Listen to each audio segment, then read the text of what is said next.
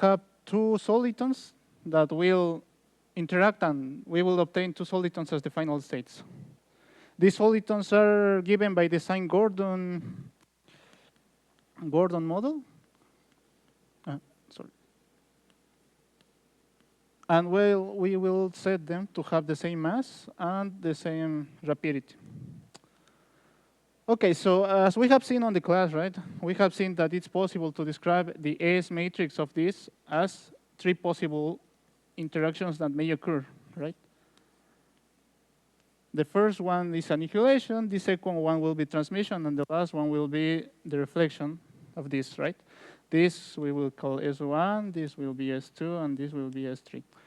Okay, so this is what we know from this theory, but well, I am going to describe by using more group theory stuff. It's possible to describe these solitons in terms of two components vectors that has an O2 symmetry. And well, since in the initial state I will have a pair of two vectors like this, right? This will be my initial and the final state. It's possible to decompose this in terms of the sum of some irreducible representation of this, right? The first one I will denote it by S, will be the scalar one. The second one will be the traceless symmetric part.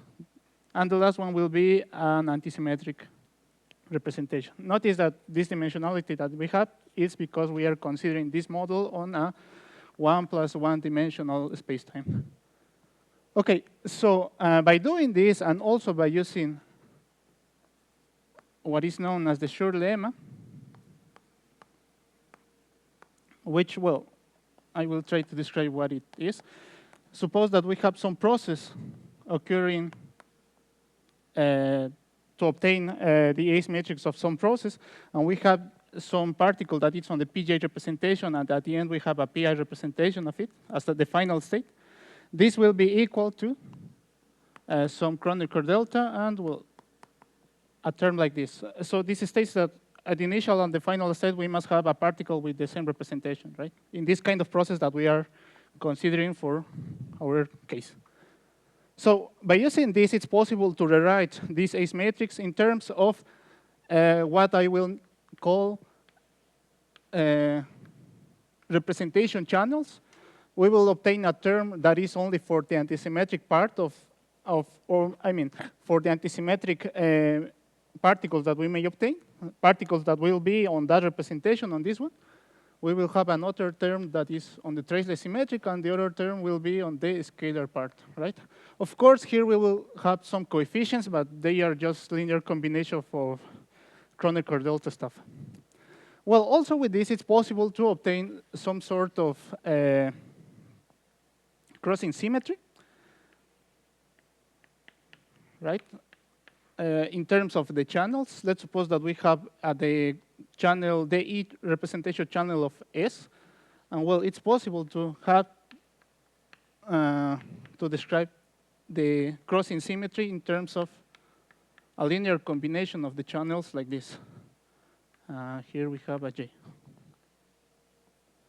Okay, so as you can see, we can reduce everything to these three channels, as well as the known formula that we know for this model. This model has a specific way to obtain S, and well, I will try to describe briefly how this expression is given. Well, in terms of the channels that we have, it's possible to obtain this exact solution for the ACE matrix, which is given by 2 hyperbolic sine phi theta epsilon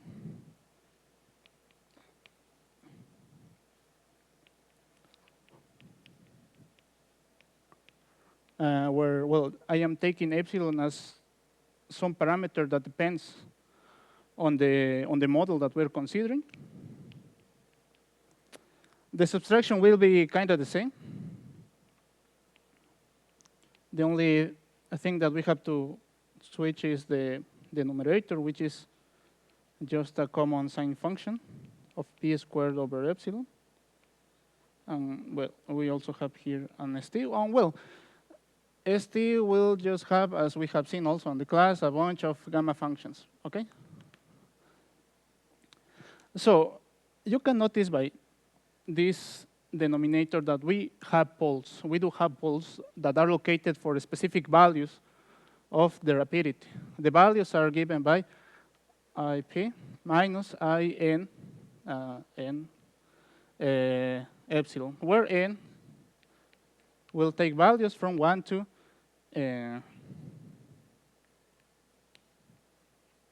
epsilon. Okay? So as you can see, we have a finite number of possible bound states that we may have on our system. So with this expression, and also by using two facts, the first one that is unitarity, right? We have this relation for the Ace matrix. I will describe in terms of the channels, and also by using this separation that we have made here, it's possible to try to use what is known as the maximum modulus principle in order to have some relation and some constraints that we can impose for the residues that some of these poles may have, right? But, well, we have some problems. The first of this is, well, we have to bound our system, right? We have to bound all the possible values that this S can have. I mean, we have to bound the S-plane. The S-plane, as we have seen on the class, right, is something like this. And here we will have some sort of branch cut that starts on 4m squared, right? And as you can see, this space is not bound. But by using a new variable that I will introduce, like y, which is equal to 2 S4 minus S over S minus 2, which is a conformal transformation of the plane, it's possible to translate this plane as a unitary disk. Okay, this section will be on this part of our diagram. Okay, so this will be the y-plane.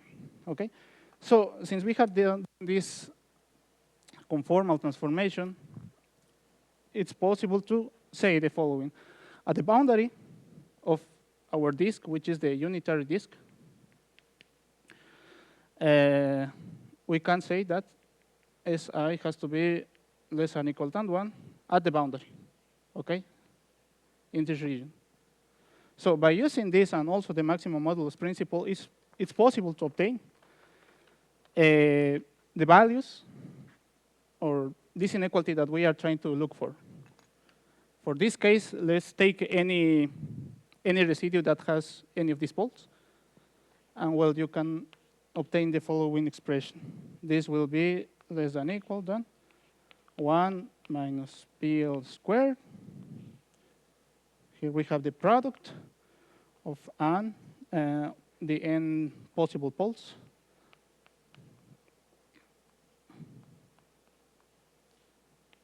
PL PI over 1 PL PI.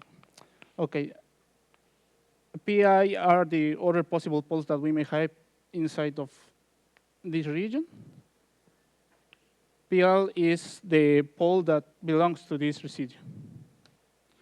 Okay, so why is this important to obtain this value for the residue? Why do we care about these residues? Well, it's because it's possible to relate this in terms of the coupling constant of our system for such interaction. If you remember, we can have something like this, right? If we describe the Ace matrix in terms of the channel S, it has poles like the following, right? It will relate to the mass of the bound state and also the coupling constant like this, right? So by using this expression, you can see that if I evaluate the pole nearby the region, I obtain the coupling constant, right? By using this expression. So I can do this similar procedure to obtain some relation for GL and also the mass of the bound state, but I have to go back to to the S variable, right? Okay, so that's done easily, and well, at the end you can prove that such pole, RL, is given in terms of the coupling constant and the mass of the bound state as the following expression, which is minus ml squared minus 2 square root of ml squared 4 minus ml squared ml minus 2 squared. So we can see that by doing this kind of analysis of poles, just an analytical analysis of poles, we can obtain some constraints given for the the coupling constant and the mass of the bound state. So, well, I think that would be the main result of all of this. On the paper, it's also possible to describe more strict values that we may take for this residue, but using numerical methods that, well, I'm not going to describe about. But okay, I think that's all.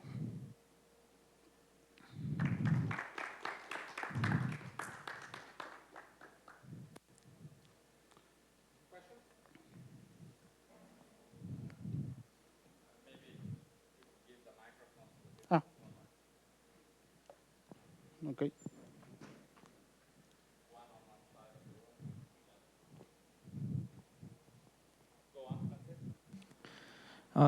So perhaps this is a bit naive, but you have sort of you're scattering solitons, and then you're clearly seeing some bound states forming in the. Can you ascribe some sort of interpretation to what these poles represent? Okay. Well, I will try to describe similarly, not very strict. Well, what we know as solitons, I will try to write it here, are kind of solitary waves, right, traveling. And well, in this space-time will be some, you can suppose that we have some solitary wave, right, that are going to collide, to interact. And well, these bound states will be something that is called a breather, which are, you can represent it like some solitary standing wave that is vibrating all of this up and down. And it also can travel. It will depend on the initial values that you may obtain. So, well, as it is stated on the article that I have read, it says that these bound states represent this, that are called breathers.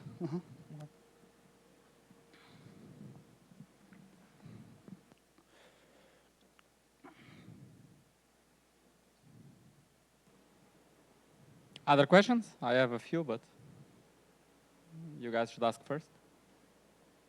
If there are no questions, I can start. So in the picture, you drew some bumps, 2 bumps scatter, and they produce some intermediate breathers, right? Why don't we see the soliton that you are scattering as an intermediate state, as a pole, as an intermediate state? I don't understand the question. So you're saying that? So the external particles, they have mass m. Okay. And the internal particle, they have mass capital M. Yes. Why don't you see an internal pole with mass m? An internal pole? Why don't we see the exchange of the particle m? Well, that's because it's what is described on the picture, right? We may have some sort of poles that we have here, right? Those are the bound states that you are explaining. Why isn't one of the poles that we see there the particle itself? The particle itself? Yes. Well,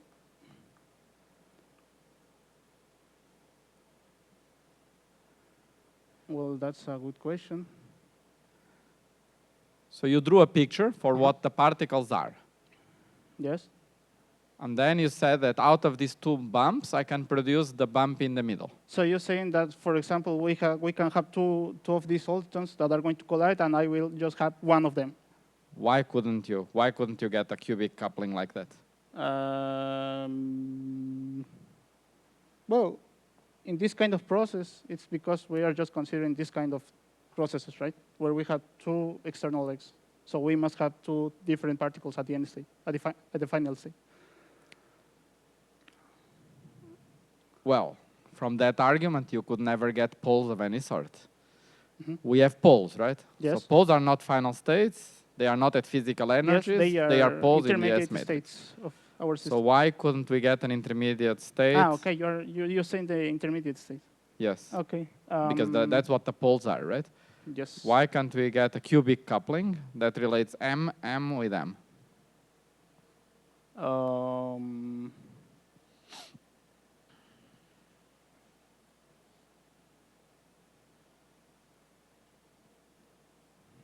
Okay, actually, I don't know how to answer to that question. So let me ask a related question. You drew some bumps.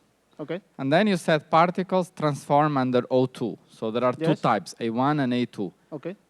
How do I look at these bumps and see this doublet structure? Okay, that's something that the article says is not very familiarized to, because this O2 structure is related to the fact that the sine-Gordon equation is related to another model, which is the Turing model, right? Which is something like a direct equation times or plus a quadratic term. This expression has a 1-2 symmetry. And since we have this kind of relation between two, and we have this kind of relation between U1 and O2, that's why he states that it's possible to describe any possible interaction in terms of this. That's a naive way to describe this kind of a structure. But, well, the article also says that it's possible to describe this, and this kind of symmetry is kind of an isosymmetry that we have for the system, but it's in terms of something that is called the disorder parameter and that stuff, which I'm not familiarized to. So that's why. So one answer to my question, why don't we have the same particle in the middle, could be group theory. Can you now try to answer? So based on group theory, why couldn't we get this cubic coupling? Well, I would say that it's because we don't have a vector representation on. Very good. So that's one answer you could have given. But now let's go to physics, and let's look at those bumps. Okay. And let's try to correct that picture. Those bumps are not what these particles are.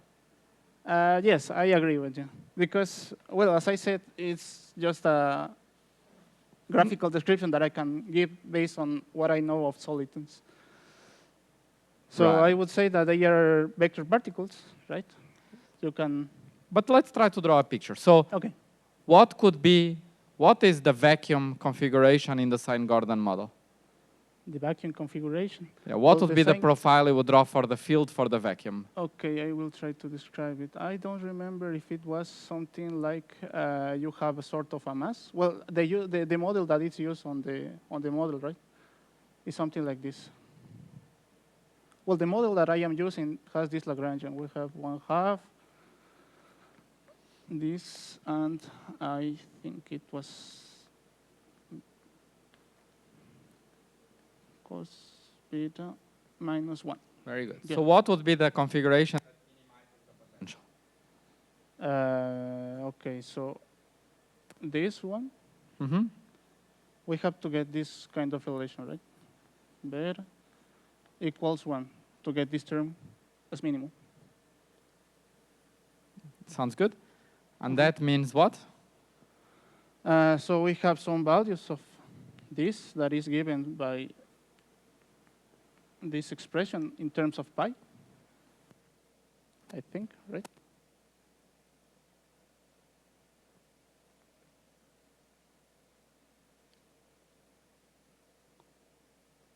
So the configurations would be like this. But where do you beta want to think if that works? What you just wrote, is this correct? Okay.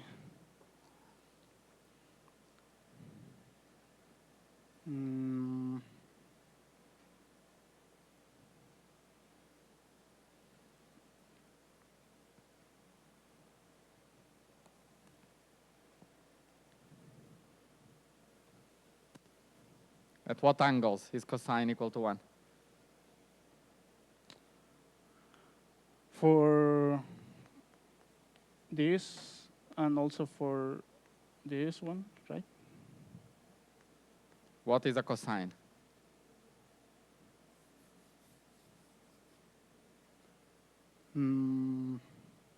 Sorry. I am looking for the zero values. Okay. This is 2 pi n, right? Good. Sorry. So what would be the picture of phi of x for the vacuum? Will be constant values, right? Good.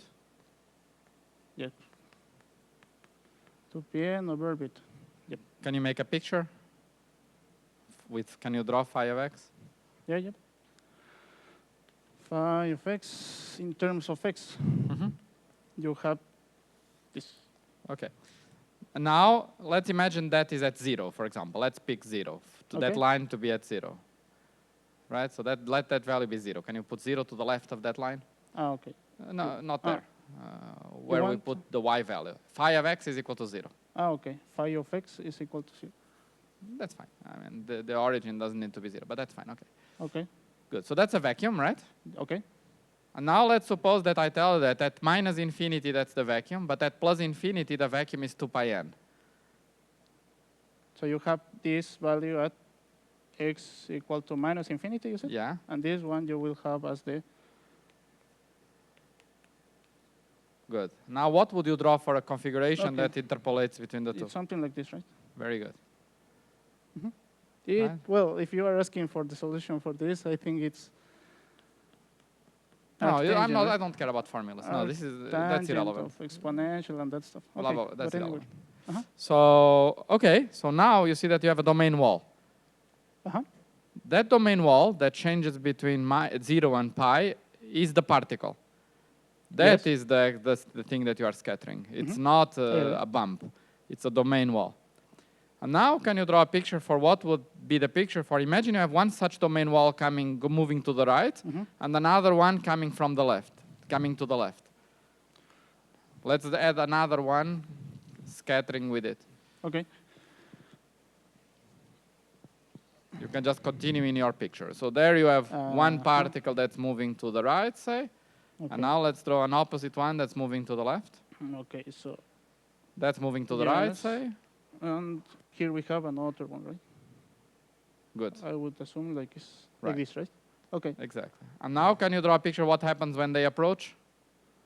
They have to increase, right? When we have these two. Yes, and they will have to add each other. We will have some kind of a peak. Right. And now it looks like a bump. Yep. Those bumps are the breathers that you see in the intermediate states. Right? And it's clear from the picture that you cannot see one of these guys as an intermediate state because they have this topological charge. Yes, I agree. Okay, excellent. Okay, I think that's good. Okay. Okay. Is there any other questions? No? Okay, so let's thank Dennis. Okay.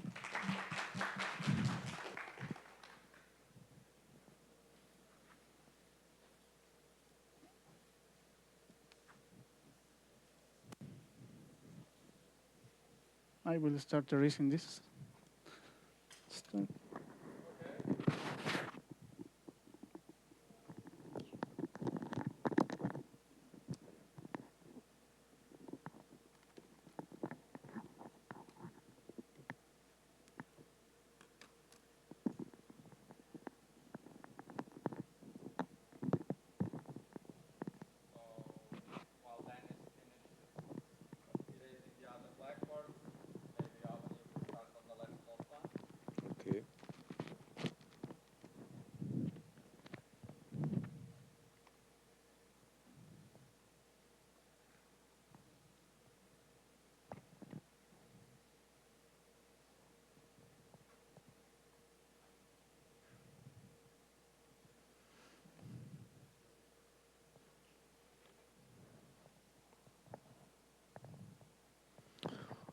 Okay. Okay. So, let me grab.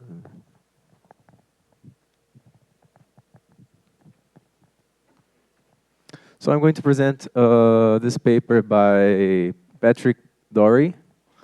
These are actually lecture notes. It's called Exact S Matrices.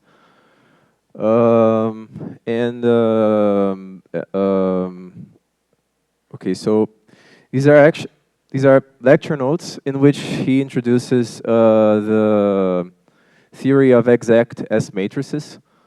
So it's an introduction, so I won't be very rigorous in this presentation. Instead, I'm just going to try to sketch an interesting idea, which is at the beginning which is the subject of the first lecture, the first of the lectures. And yeah, so let me remember what I was going to say now. It's okay, so let me start by reminding of something that we saw in class, which is that for 1 plus 1 dimensional models that are integrable, we have there's an interesting feature, which is that the existence of an infinite number of conservation laws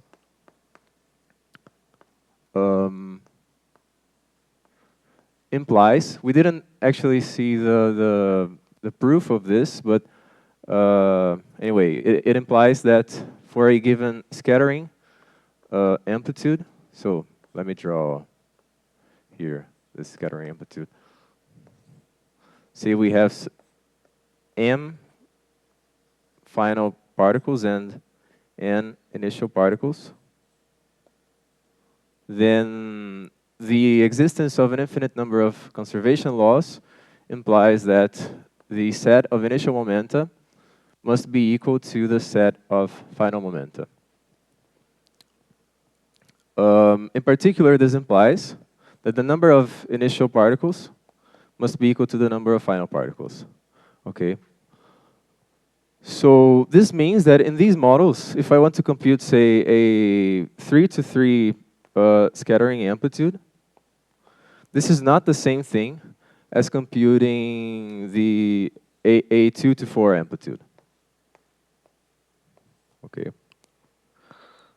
So this is something strange at first sight, because we usually make this assumption in the context of scattering amplitudes. And the goal of this first of Dory's lectures is to address the question of why this happens. In the particular case of lambda phi 4 at tree level. Okay, so very simple. It's a very simple idea. So let me start by introducing the notation that Dory uses. He uses light cone coordinates. So let's say that I have some two momentum here, P0, P1, with components P0, P1. Light cone coordinates are defined in terms of these coordinates P equal to P0, P1, and P bar equal to P0 minus P1. Then, in terms of these light cone coordinates, the on-shell condition, which is valid for the external particles, is written in this way. And then we can solve this on-shell condition in terms of a parameter, which I will use to denote the external particles, which is this parameter A, in the following way. M, A minus 1. Now, don't be confused by this. This is the same thing that we saw in class, as long as we identify this parameter as the exponential of the rapidity. Okay, so I'm going to use this letter to denote the external particles. And for particles traveling forward in time, we have that this is a positive quantity, and this is going to be very important. Okay, so the idea of this first lecture is to compute the 2 to 4 scattering amplitude in lambda phi 4 at tree level. So by first writing down the expression for the 3 to 3 process, and then turning an initial particle into a final one, and then we'll see what happens. Okay, so it turns out that at tree level, for this theory, the only two classes of diagrams that contribute are these ones. Let me draw them. So again, I'm going to use this letter to denote the external particles. So each one will have a parameter associated with its momentum. And all of them are positive. And then we'll also have this other diagram here, this other type of diagram.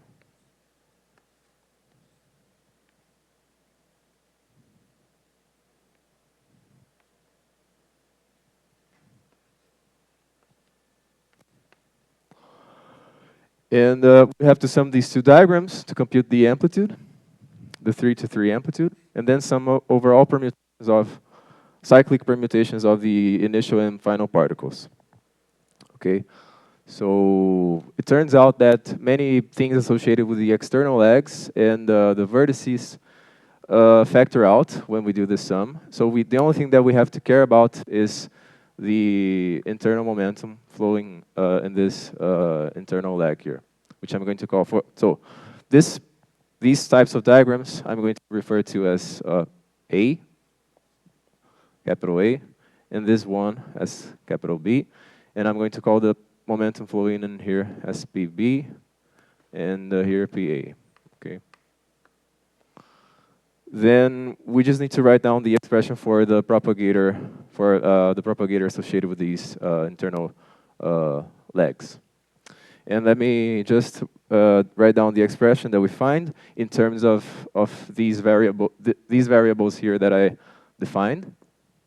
The expression for the propagator associated with diagrams of type A is going to be, so this is defined as PA minus m squared plus IF. Oh, let me emphasize the I epsilon prescription here, which is going to be important. Here an I.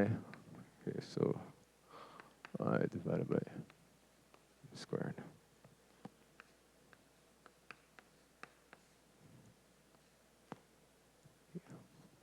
Let me also emphasize this sign here.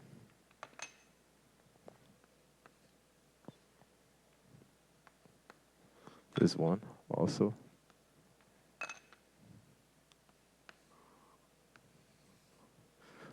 Then this sign here.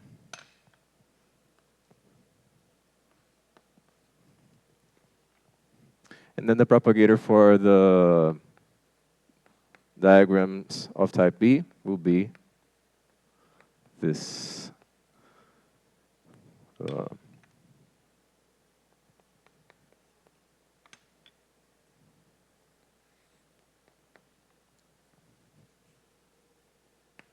this is going to be equal to m squared.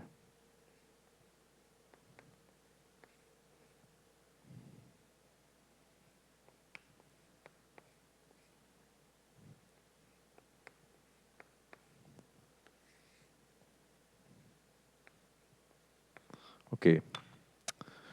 So now all we have to do is, so this is not obvious. You have to actually do the computation here. You have to substitute the fact that PA will be equal to PE plus PF minus PC, and the same thing for PB here. So, and then use the parameters that I defined. So, now what we have to do is we have to turn one of these initial legs into a final one. I'm going to choose to do this with leg C, but the same result is obtained by doing this with whichever leg you want. But I'm going to do it with leg C. So the effect of changing, turning this leg into a final one is just a change of sign of C in here, because when this is an initial leg, the direction of the momentum of this leg, this is incoming with respect to this vertex, and when it's a final leg, it's going to be leaving the vertex. So this changes the sign of this momentum in the expression for the propagator of these internal legs. So the only thing that we have to do is change this sign of C here. So that's why I emphasize the sign of C here. So we change the sign in order to compute the 2 to 4 amplitude. And then you can see that when I change the sign, because these parameters are always positive, the momentum of this propagator never goes on shell. Because this is positive, this is positive, this is positive, never goes to 0. Okay? And here, it doesn't even have C, so nothing happens with this propagator. So then, because this never goes on shell and this never goes on shell, I can simply forget about the I epsilon prescription. That's why I also emphasize the I epsilon prescription here. So I can forget about the I epsilon prescription and then just substitute this into the expression for the diagrams, some overall cyclic permutations. And it turns out that at the end, what I obtain at tree level for the 2 to 4 amplitude in this theory is a constant. It's a constant amplitude. Oh, something very important. In order to show this, you have to use conservation of total energy momentum. So it's basically written as A plus B plus C equals E plus E plus F. Actually, this is a minus sign. This is a plus sign, but then I change the sign of C. This becomes a minus. And also, the other components of momentum.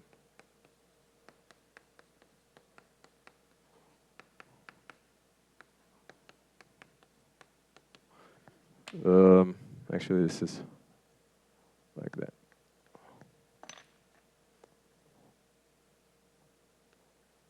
Okay. So, and when I use this this conservation of total energy momentum for the whole diagram, I am able to show that this amplitude for this 2 to 4 process at tree level is going to be a constant. And this constant you'll be able to remove by adding to the Lagrangian a phi to the 6th term with a coefficient that cancels that is chosen in order to cancel out this constant.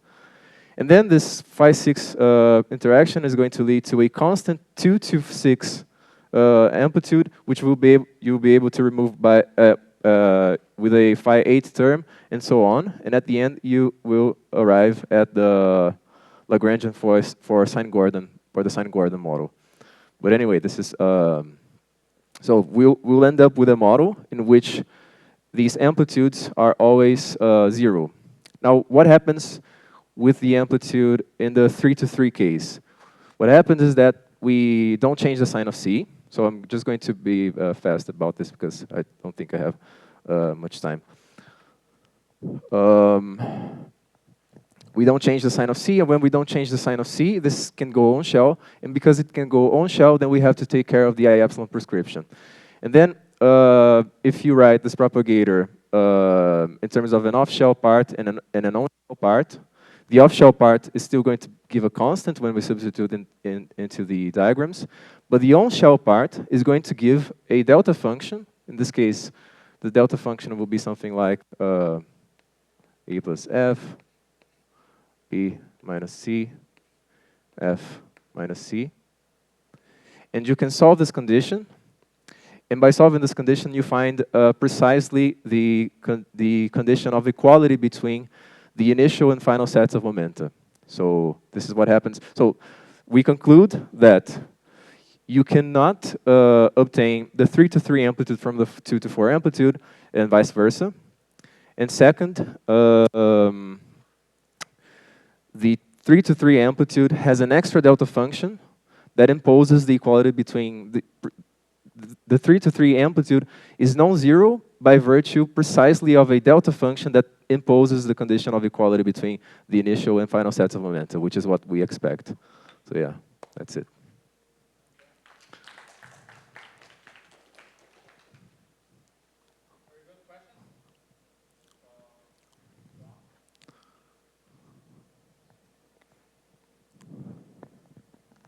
Okay, so I got a bit lost with the connection between what you're discussing here and in class. So I get that that condition is the same thing that we had in class, the integrability stuff. But then the idea is that you're trying to derive the fact that some of the factorization properties that we saw on Thursday, or like the 4-point functions there, do they separate in the stuff that Dennis, on the channels that Dennis showed? Yeah, I didn't. So yeah, I didn't have to look at these factorization properties to show what I showed. So that's actually what I find interesting about this lecture, Dory's lecture. He doesn't use conservation laws. He doesn't mention factorization rules. He just shows this for this theory by simply looking at the structure of the propagators, which is what I find interesting. So yeah, I don't see how he mentions these factorization laws explicitly in here. I don't think he does.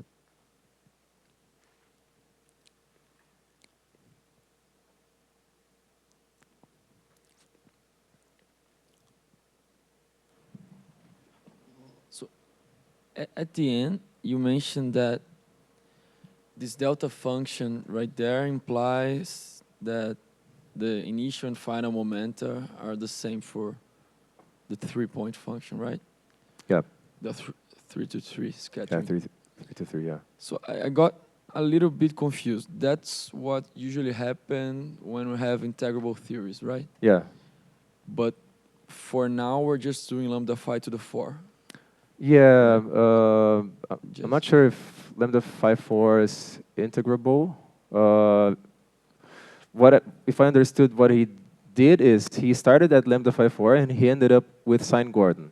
And sine Gordon is, if I understood, I don't remember if it's integrable. I think, is it integrable? So he arrives at a model that is integrable. Sorry, what's the question? Yeah, about this having this property, this delta function, which is, I guess, characteristic of integrable amplitudes in integrable models, in a model which I thought was lambda phi to the 4, which is not integrable. Yeah, but by doing this procedure, he arrives at an integrable model. So it's this procedure of removing these constant amplitudes from the theory, from lambda phi 4, at least at tree level.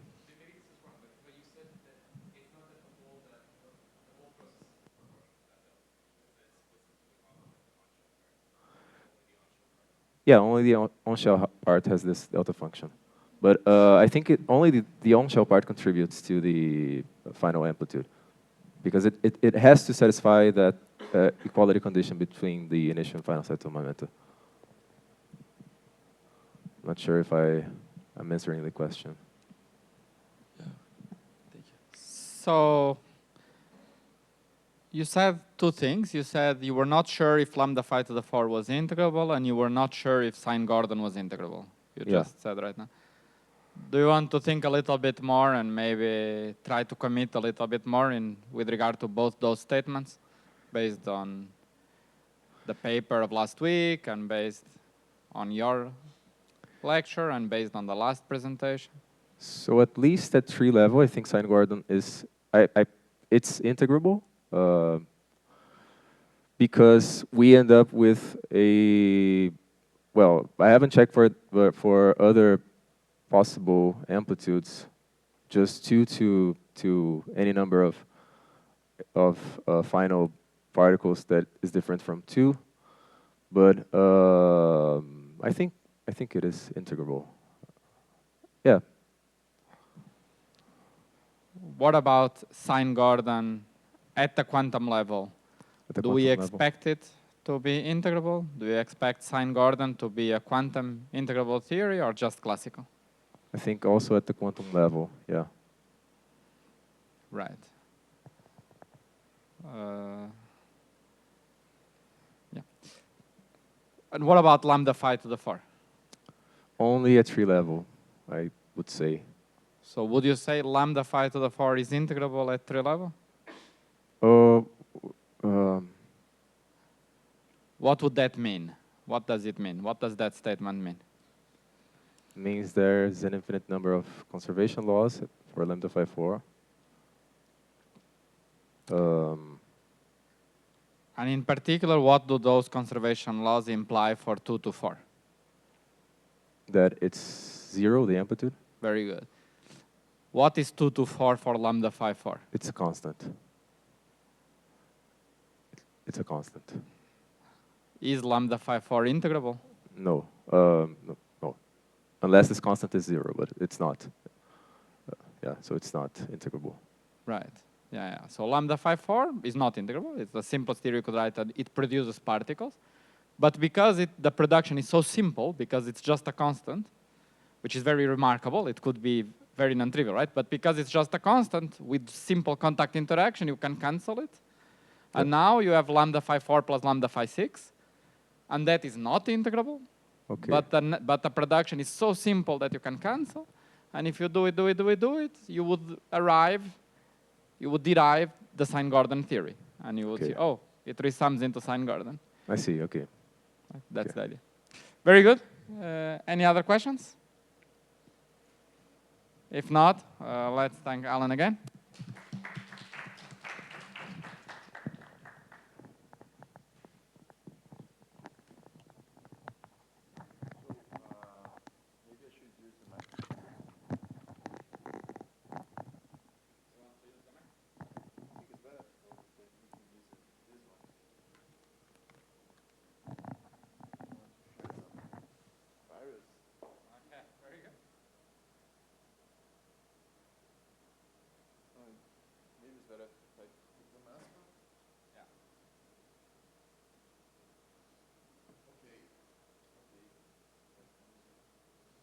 Let me remember to keep the microphone in my mouth.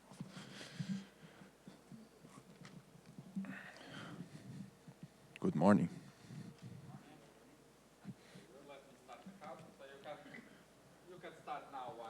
Okay. Oh, this is not mine. Just a second.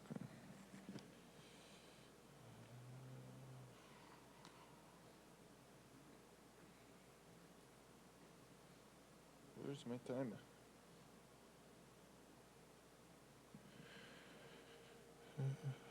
Okay, so I wrote down the article that about 2D Goldstone boson, but I'm not actually going to talk about it. I'm just going to use an idea that they use, which is the Bethe ansatz.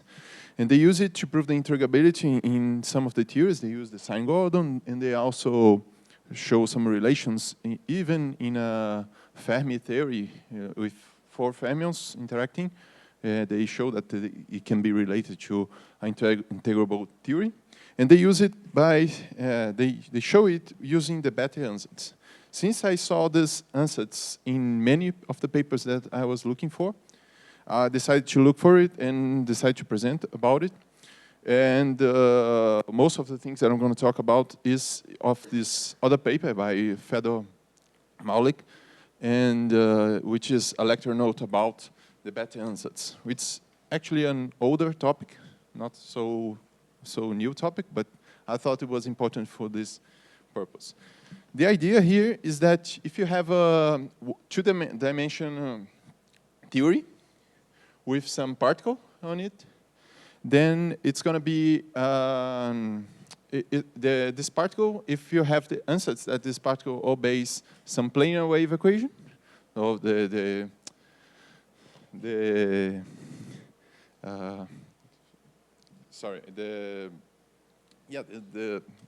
function for the particle obeys some wave function, a planar wave, then it means that if you go around the circle of length L, then the wave function must be the same, right?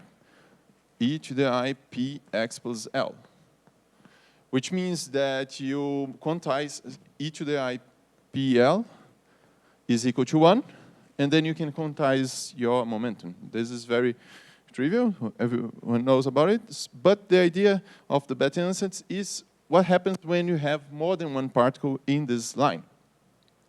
Then when you rotate, if you rotate everything, then everything maintains the same. It's just a symmetry of your problem. But if you rotate only one particle, then this idea is not so simple.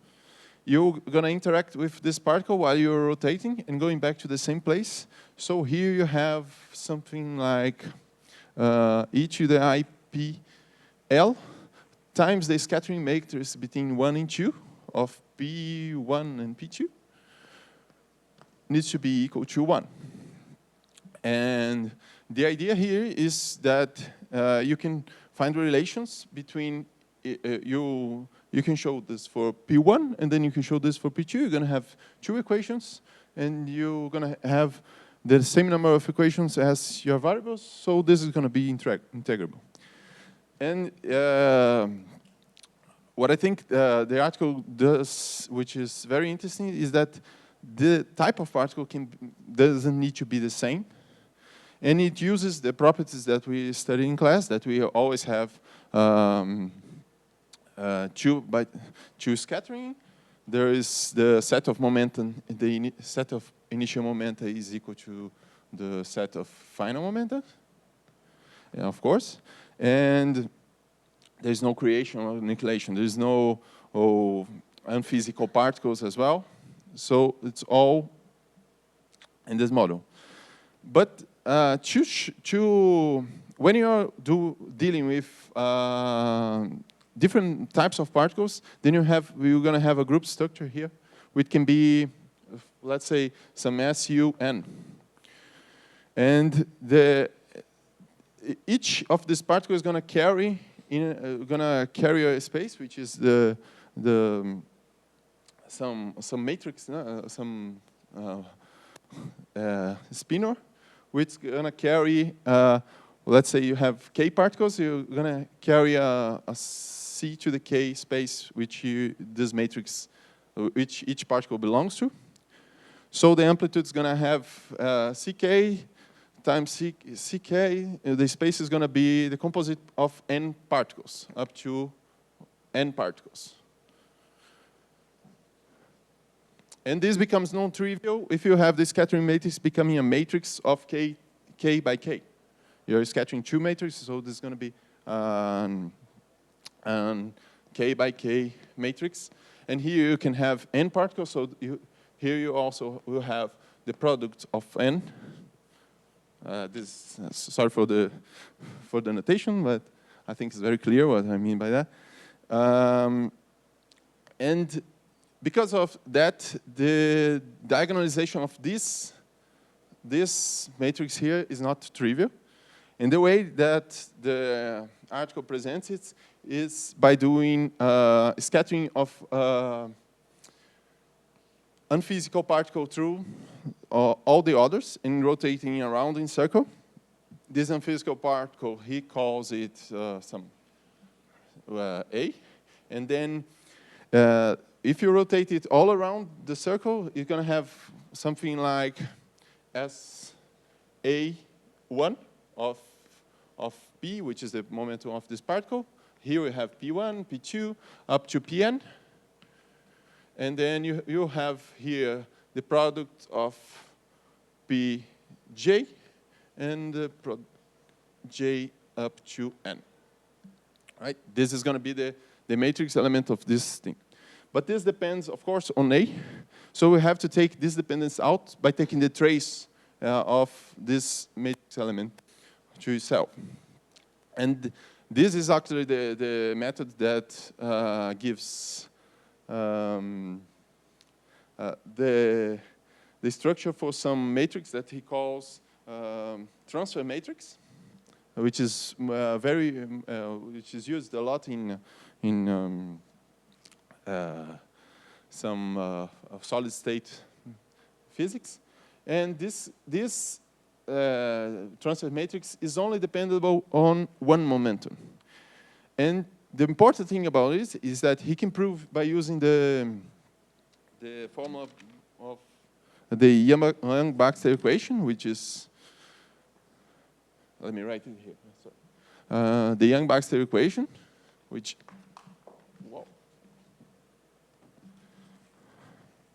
is S12, S12, S13, S23 is equal to, translating this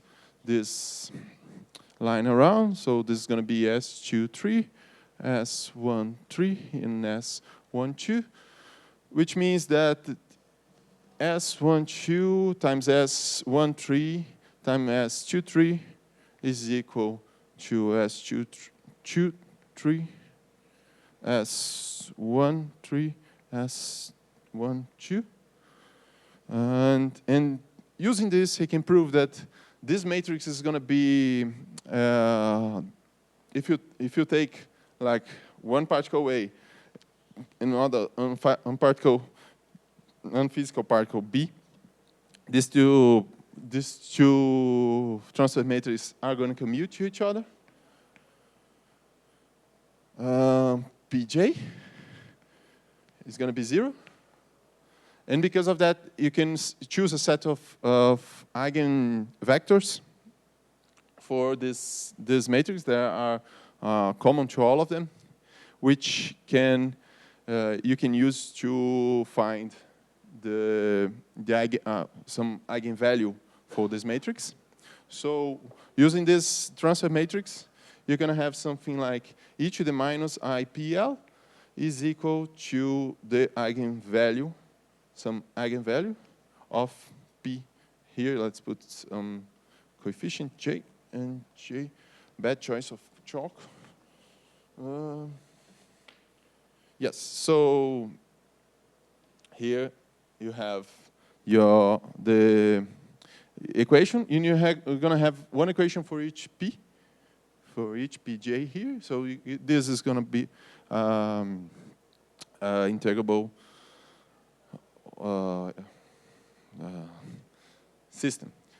Well, I actually wanted to show an example, but I have a little time. Let me just quickly go through it. Let me take this out very quickly. The example that is most commonly shown is the XXX spin chain, which is basically a spin chain in which every generator of S, X, S, Y, and S, J, the matrix is for the spin on S, J have the same coefficient. That's why it's called the XXX spin chain. Which can be written, let me write it down here. The Hamiltonian for the system is going to be Jn over 4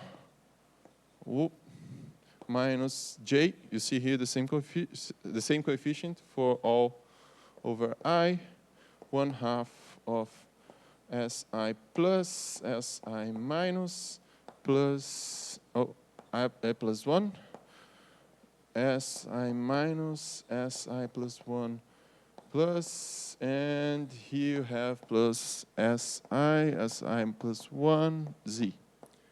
And if you start with a configuration with all the spins up, any particles here with spin up, this is going to be trivially a 0, your ground state of your theory. But if you switch only one of these spins, then you're going to have a quasi-particle. And using the Bethe ansatz, which is that the momentum of this quasi-particle is going to be some like a Fourier transform with EPN, which is the EPN, which is the n position here, like you flipped the n position. Then, using this equation, you can show that if you flip only one here, then the equation becomes trivial. It's just e to the IPL equals 1, again. Yeah, right, periodic boundary conditions. But if you do 2 flips, then you can show that if you apply the Hamiltonian to the momentum state of 2 particles, P1 and P2, then this Hamiltonian can be written as the sum e to the I P x1. Let me write it down very quickly. So it's going to be the sum over n1 bigger than n2, e to the I P n1, P1 n1 plus I P2 and 2, and plus some matrix element here, some phase here, times the same thing, changing n1 to n2, which just means that in a circle you passed n1 and n2, you circled this around. And since this is a simple phase, this is related to the scattering matrix. It's not related, this is exactly the scattering of this scattering amplitude of these 2 particles. And you can show that let me write it down just because this is the problem that Bethe actually solved with this idea. And then I think the other mechanism right here was developed later. But the actual formula for this being U, the rapidity of each of these particles, he wrote it down like for n magnus, which is this flipping of 1, is just Ui plus I over 2 divided by U1, Ui, oh, Jesus, Ui minus I over 2 times n, and being the number of magnus is equal to U, the product of Ui minus Uj plus I divided by Ui minus Uj minus I. And you see here that you're going to have n equations and n variables, and you can solve it. It's integrable. So let me finish it here. So just let me extend just a little bit more because let me explain the reason why I wanted to present this kind of simple topic is because, as I said, I found it in many articles in this category of problems, and I didn't know about it. And I hope you learned something. And also, it seems like it's been kind of reviving in particle. It was always something that solid state and condensed matter talked about, but it's kind of been revived because of the ADS CFT correspondence, and it has been used to prove integrability of some models in this. Okay, thank you very much.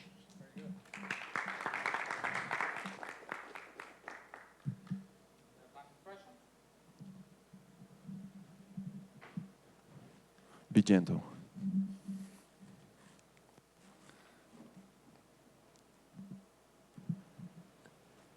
Yeah, so in the class we discussed integrable field theories in the continuum, right? Yep. And this Yang-Baxter equation and all that came up. Now we are discussing discrete systems. Is it trivial that those ideas, they are like S-matrix which are factorized in a discrete system? Is it trivial? Well, this article right here shows some relations between the spin chains and Sine-Gordon. Actually, he shows that they are correspondent one to the other, and also with the Fermi theory that I talked about. So I'm not because this only works if L is sufficiently large. If this is sufficiently large. So I think you can say that. I'm not sure. I'm not. Good question. I'm not sure. So it's like a continuum limit, or? Yeah, but still the interactions are point like the way that he shows something like this, for example, is that the interaction only works if N1 is at least it's completely divided, completely separated energy of N1 and N2 if N1 is at least two points. I say if N1 plus 2 is I mean, think about it. If N1 is in the one point in the chain near the N2, then they're going to interact, and then you're going to find this. But if they're not, then you're going to have the completely separated, completely free Lagrangian, completely free Hamiltonian for the two particles, and the energy is going to be just two particles in a free union. So I'm not sure how that translates to continue. See? Because it's just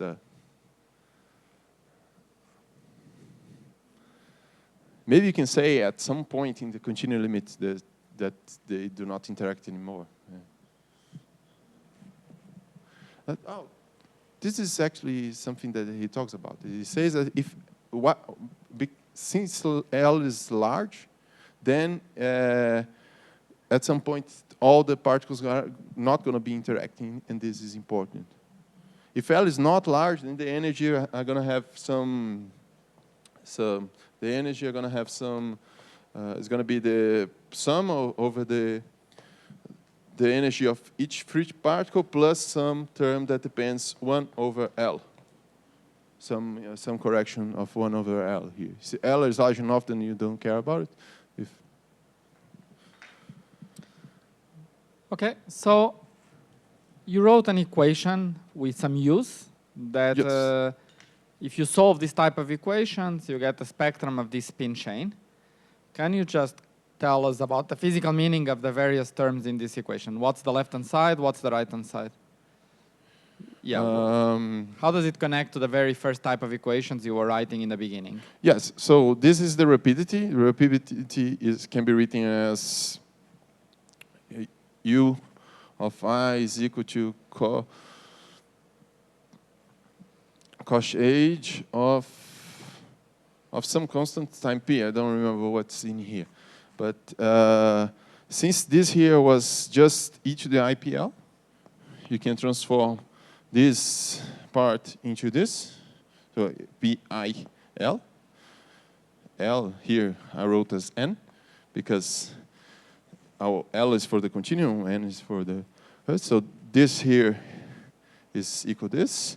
And this part is the product of the matrices, of the scattering matrices here. In that case, it's not a matrix. It's just... Very good.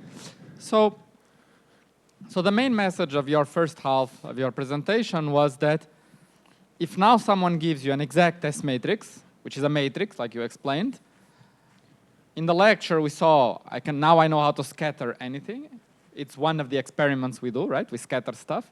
But you are saying, if now someone gives you an S matrix, there's something else you can use it to, which is to compute a spectrum at finite volume. Yes. Right? Yes. So can you just stress that point? So I give you an S matrix. If someone gives an S matrix, an exact S matrix of a theory, what should you do to compute the spectrum of that theory at finite volume? Right. So if I have an exact S matrix of some type, yes. So if I have some matrix, let's put, let me give like, it's going to be a product of some gammas, and here's some coefficient. In this case, there is only reflection and transmission. But let's be abstract. Okay, someone gives you an S matrix S, I, J, K, L. It's some matrix that someone gives you for some model with some symmetry group, doesn't matter.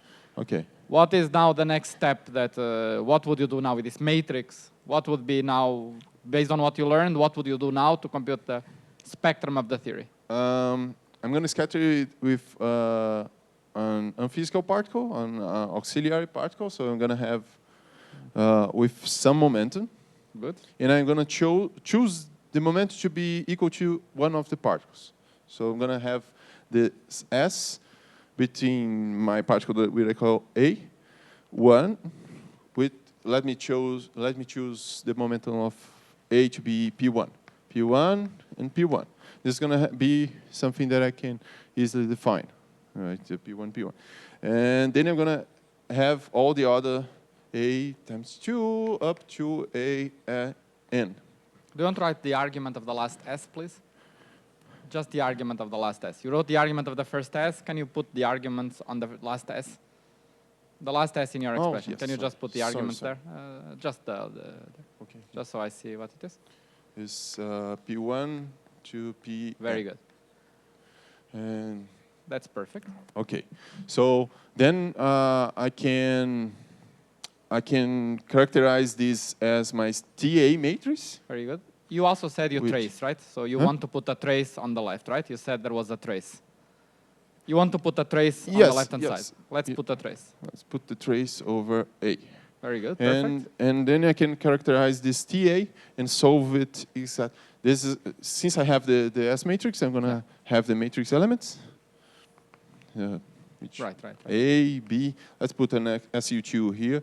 A, B, C, and D. And then I can equate this. Take the trace. So it's gonna be the trace is gonna be simply A plus D. Very good. Right? Mm-hmm. And using this, I can have the spectrum of my theory using, if I, let me see here. So you constructed the T. So you already have it in the blackboard. You construct T, and then on the left, right? And then once you construct T, next step is Is to this T is a matrix still, right? It still has many open indices, the incoming and outgoing indices. yes. And what do you do with that But this- matrix to then get equations that you quantize P? 1 n plus D of P1. Yeah. And this is going to be equal to the E to the P1L. Very good. So, okay. So that's you it. diagonalize it, right? You diagonalize that matrix, and then you impose those equations. But can we draw a picture for that transfer matrix? You drew the picture for the transfer matrix there, right? You just, the picture was there. Before we can erase the line B. The line B doesn't play any role. Let's erase the line B.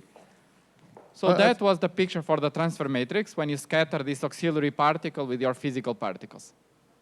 Yes. What changes in that picture when you set P equal to P1?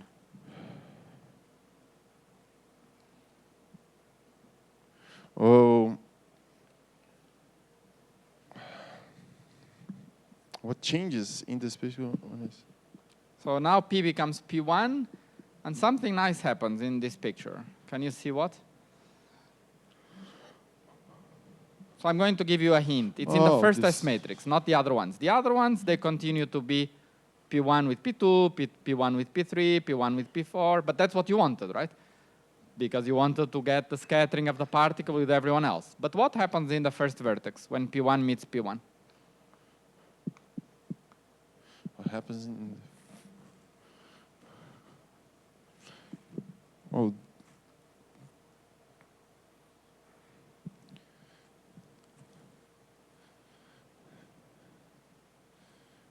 P1, it's P1. He says that, I remember the article saying that this is a pure reflective. Perfect. I'm not sure why. I'm not. But let's assume that property, that when P1 is equal to Pn, it's pure reflection. So let's draw the two incoming lines at that vertex. Let's imagine you draw two incoming lines. So that incoming and the other one from down, say, or it can be from up, that's okay. Up to you. Where is Okay. time going for you? Time goes down for you or goes up? I prefer time going up, but time going down is fine. Okay. Now you drew, time goes up, then the line in P1 should be the bottom one that comes in, not that one, right? Yeah. So, okay, and now they came in, and now what would be a reflection of those lines? How would you draw the diagram for reflection? You remember in class we said reflection, transmission, and annihilation. Yes, What it's would be gonna the be reflection something one? like this. And this go back. I'm not sure what. Let's draw the usual cross and write for a It's gonna cross be- what is reflection. This is This is- annihilation. The Oh, yeah, particles the annihilated. time going up. Now let's draw transmission. Transmission and reflection is going to be this. Very good. So that's reflection. And now let's put that reflection there. Let's replace that vertex by pure reflection. It's going to be this.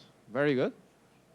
And so now, can you describe this picture? What happens in this picture? Particle 1 starts, then moves to the right, pum, pum, pum, And pum, then- pum, scatters with everyone, and then gets back to the same position. Oh, I see. So you see, one doesn't interact with one. One just flies and moves everyone else and comes back. I see. And that would happen whenever you impose it to any particle. And that's why at those special values, you get the physics that you want, where the particle just goes and travels around. I see. I hadn't understood this before. But thank you. Very good. Okay, so let's thank Rodrigo.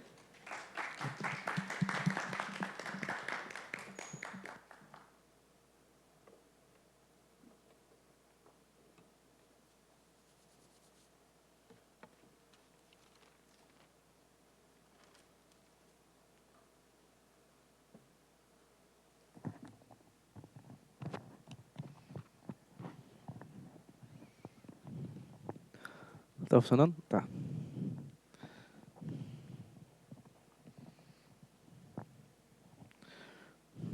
Ah. Valeu.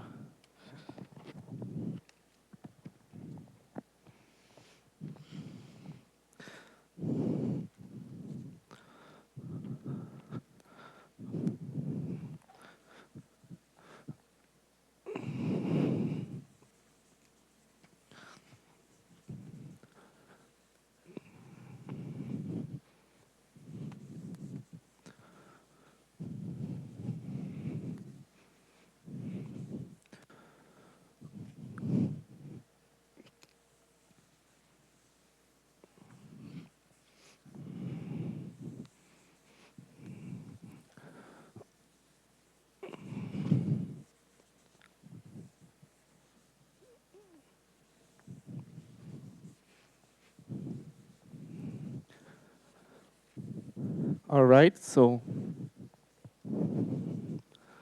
we've talked about the scattering into dimensions for general quantum field theories, and in this paper, I'll talk about the generalization of this framework using quantum field, gauge fields in 4 dimensions. So just a recap, I'll define our R matrices, and I'll define these complex, now it is complex rapidities, and we learn that it depends on the difference of the rapidities as the scattering of 2 particles in 2 dimensions. Then we have the Z1 rapidity, the Z2 rapidity, and we learn that this holds the Young-Baxter equation.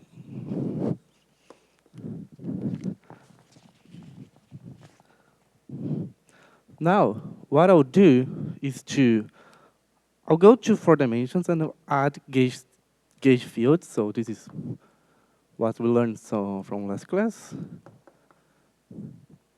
And now I'll introduce gauge fields.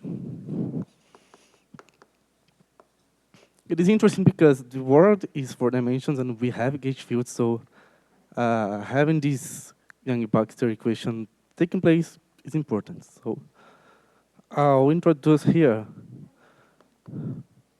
4 dimensions, which will be the x and y that we had previously in 2 dimensions, and I'll promote the complex rapidities to a new axis, and I will show you why we do this, and because it's complex, the complex conjugate. So this is our 4 dimensions, and I'll add a gauge field, which will be of, well, doesn't matter exactly the form, but the authors work on this form with an action given by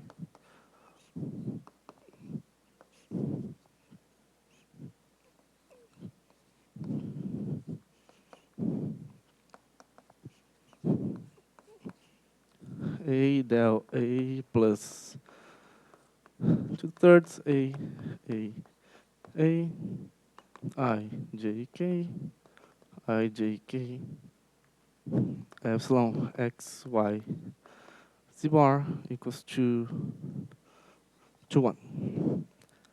So the important property of this gauge field in this manifold, which will be an R2, and this is a complex plane, is that it is invariant under diffeomorphisms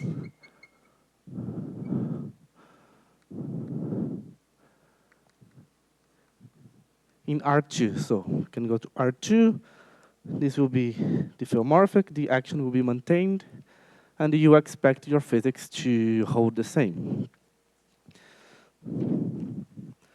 So because of that, we will recover this Young's-Baxter's equation because we may have, let me use different colors.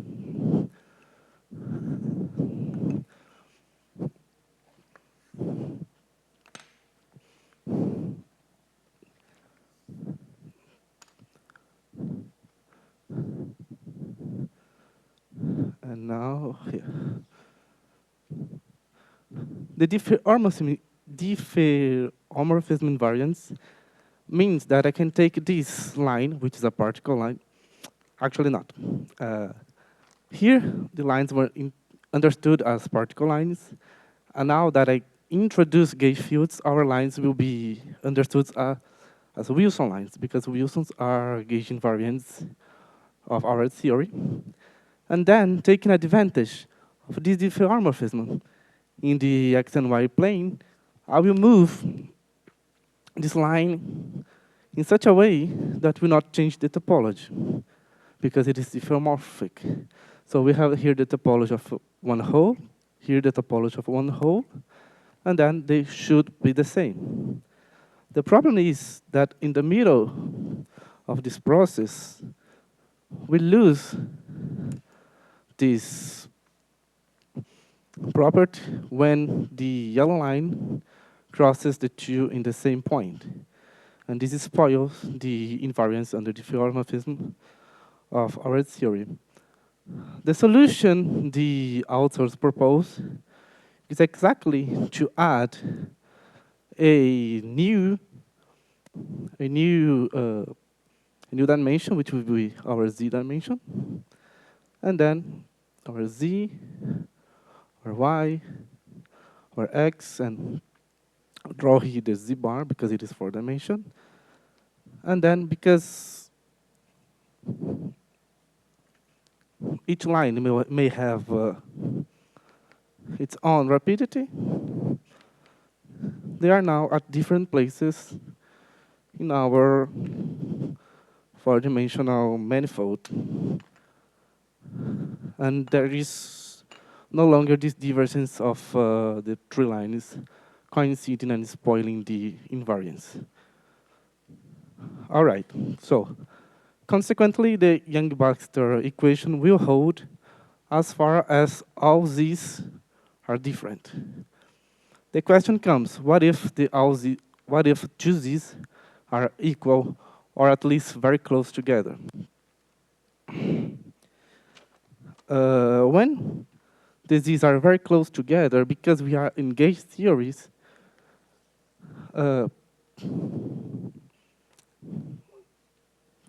there may happen that the gauge fields are exchanged between these lines. So if I have here Z1 and here Z2, this can come as they pass directly. They don't change I, J, K, L. I goes to I, and J goes to J. Plus perturbatively, this is perturbation theory, they may exchange a gluon field. And I'll call the propagator PAB, and with A and B, I am describing the color indices coming from the generators of the gauge group of our theory. And then we can do this. We can have bigger contributions. And then if we calculate the propagator, I'll not do it here, and this is the R matrix, we conclude that the same Yang-Baxter equation, Yang-Baxter solution we found for general quantum field theories in 2 dimensions will hold for this first contribution with, well, to be more precise, I'll have this element and an integral of propagator when this point A cross all the line and this point B cross all the Wilson lines, and this will give the result we found in class of H bar is our, we are doing perturbation theory, it is our small coupling. We'll have a constant. And we have Z1 minus Z2 when we compute the propagator and do the integral exactly, plus higher orders. So this is the result we found in class of 1 over h of theta is linear in theta, and now the linear function, the coupling, the constant is described by C, which is of this form given by the gauge structure. Ho prime are the representations of the gauge in each line. Each line may have a different representation. And then it's proved that in 4-dimension gauge theories we recover the same solutions. And the same also is true for the unitarity. And I don't think I have time, but there is a very direct consequence of that is we take parallel Wilson lines. Now it is a third topic. This is proved, the point the authors was trying to make. The consequence is that if we take 2 parallel Wilson lines interacting, the 2 at the same rapidity 0 and the other at rapidity z0, they may interact with this third Wilson line, and the leading order will be this one, exchanging a gluon. If we take them very close together, this other diagram starts to be relevant, which is exchanging a gluon in a different order. And it is shown, this is very diagrammatic, but it is shown that because of this correction, these 2 will sum to this contribution. The conclusion of this lecture is that adding gauge fields in 4-dimension, you are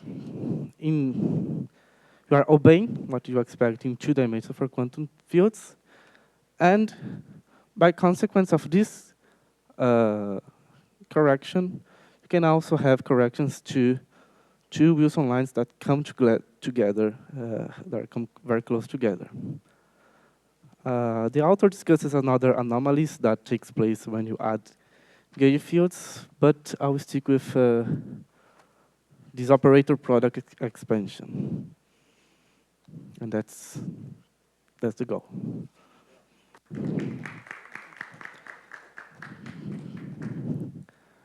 Questions? Questions, comments, remarks?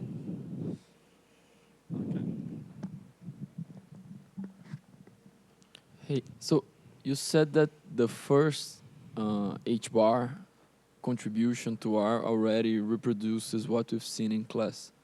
Yes. What would the higher contributions correspond to? The higher contributions will be the exchange of two gluons, but the paper doesn't discuss it. It relies on the first. So based on what the authors discusses, I cannot say.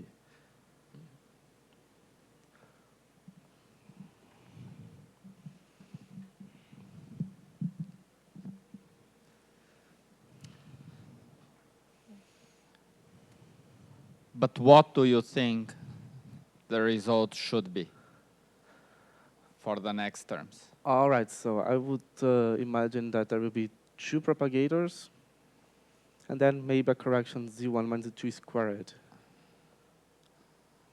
and with different.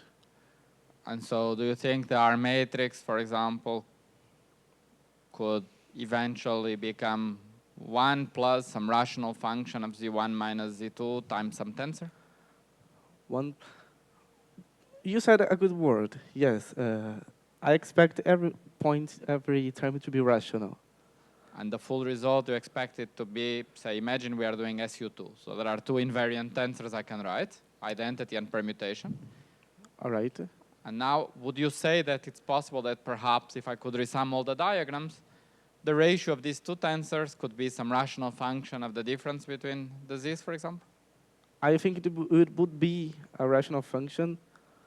Well, it must be of the difference, because our diagrams, our scatterings only depend on the difference of the rapidities. But in general, I expect it to be rational, but the authors, I remember that they discussing that in special cases, maybe the SU2, I don't know, they can be trigonometric functions. So let's suppose we are doing SON, just to be the same group that we did in class. So we do SON, so we have three possible tensors, right? We have the three possible structures that we wrote with the delta functions. Yes, or in the language of Dennis, the three tensors that you could project into symmetric, traceless, antisymmetric, and singlet. Got it? So there are three tensors. And now you compute this exchange of propagators to start computing these tensors order by order. All right. Now suppose you did all the work and you managed to compute completely this R at all loops. All right. What do you and let's normalize everything so that the coefficient of the identity is 1, for example. Now we have the other two tensors. Would you expect the other two tensors to get some rational function of the difference of z's? I would, yes. So we have three tensors. One is 1. The coefficient of one tensor is 1. And then we have the other two tensors, which in lecture it was the annihilation and the reflection. And now you are saying that for these coefficients, perhaps we could get arbitrary, some complicated rational functions of z1 minus z2. Yes, yes. Okay. I believe that it is rational. I'm not sure, but... Right. On the other hand, what do you know? You don't know the details of this perturbative computation, but what do you know about this final tensor that we get, about the full object? What do we know about this tensor in SON? S or R, you called it R, IJKL. What equation do we know for sure it satisfies? A unitarity. No. Another one. A Young-Baxter. Why is that built in? So you say that's guaranteed. That's guaranteed. Yes, it was what they proved. At Right. least Good. for... Okay. So now that so we know for sure this tensor must obey Young-Baxter, right? Yes, Okay. yes. Now let's take this tensor and normalize the coefficient of the identity to 1. Do you expect that the coefficients of the other two tensors could be arbitrary rational functions of the difference?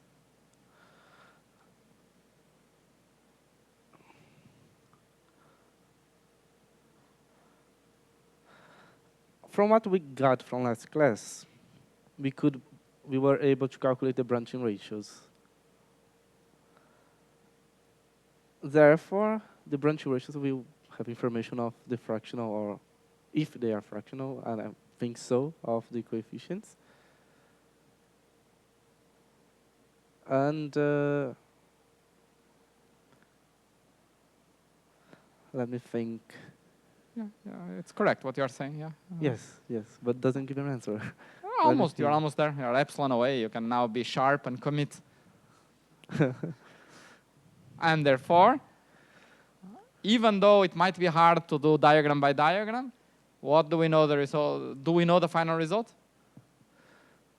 Up to an overall normalization or not? Well, up to overall renormalization, we can. That's the branching ratio. Right. Yes. Yeah.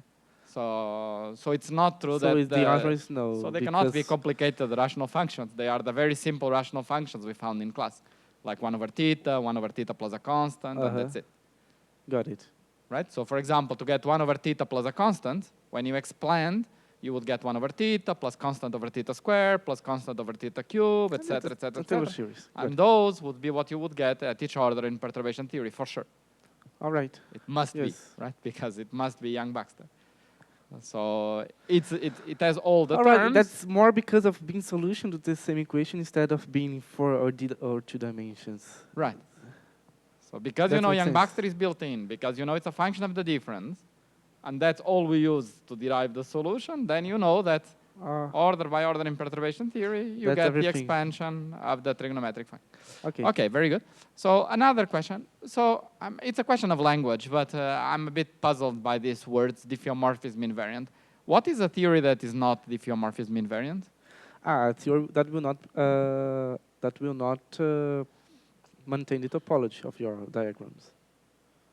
A theory that, okay, those words make zero sense. A theory I think that does not maintain topology I of think diagrams? that you may have a function that all A's here of our gauge fields are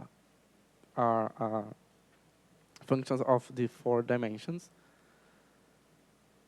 Okay, I have a different explanation. You have a manifold with a metric. I didn't write a metric, but being diffeomorphism invariant means that 2 Wilson lines, there is no sense of being too far or too close. I think that's more of. Yeah, that's more physical. That's more physical. I understand better what the statement is. So this is a theory where you have 4 dimensions, but as you explained, the 2 x and y and the z bar are on a different footing, right? Yes. So can you say what the theory, so you said that as far as x and y goes, you use these words, the theory is diffeomorphism invariant. I use these words. I don't know if they use these words or if you use these words. They use these words? Okay. I don't know what they drank, but... Oh. They use this word very much. Okay. Is GR diffeomorphism variant? Does GR... what is a diffeomorphism?